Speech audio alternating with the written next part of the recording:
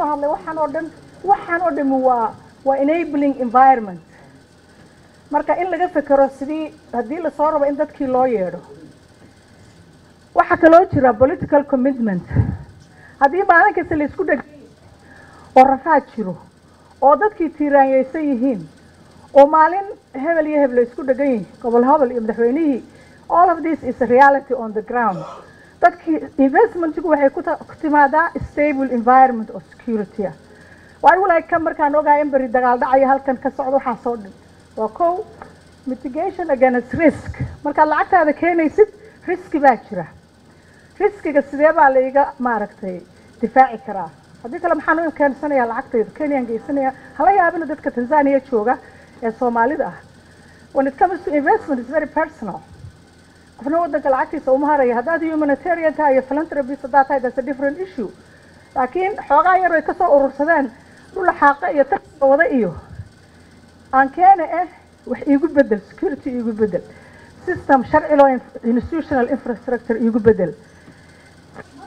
nationaliska haddaan ka hadlo wax yar donors waxba ma hayaan projectkoodu waa short term Soomaaliya oo dhan baa project hadda kool baa waxa yiri wasiir Beyle Soomaaliya project qof kastana wuxuu rabaa inuu NGO noqdo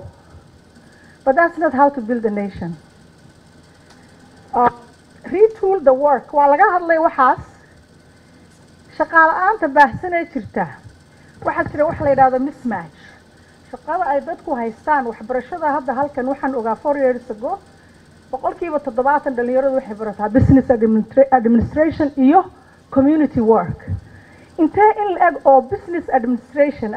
iyo community ayuu absorb gareyn karaa dhaqaalaha Garowe ama Boosaaso ama all the other ones suurtagal ma we need to retool our dhalinyaradeena ama ha noqoto vocational schools waxaan xusuustaa 2000 baasha galo wasiira noo yeedhay anagoo diaspora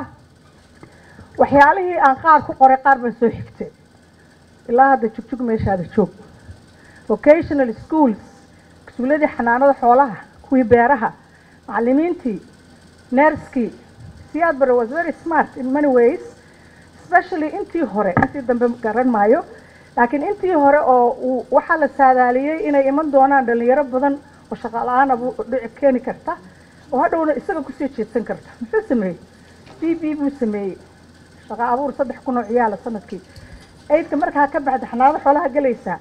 maxaad ka kordh beeraha galaysa waxaad galaysaa badda waxa soo dhan hal fikro we still have the brain we can retool based on our needs midda kale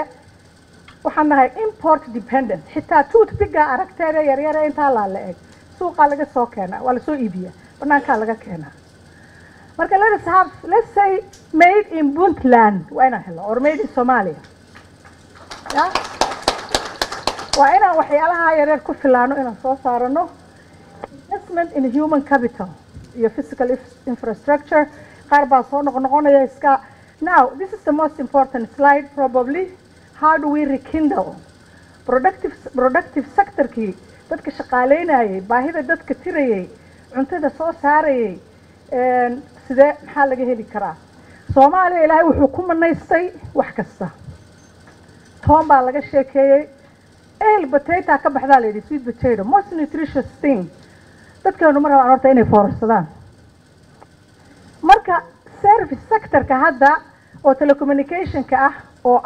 xawaaladaha oo bangiyada oo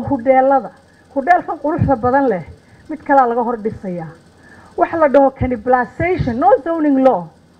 hadda anigu investment malaayiin galiyo hoteelkan oo Britole mid kale laga hor taagayo oo xitaa aanay ahayn dhowrkii waxba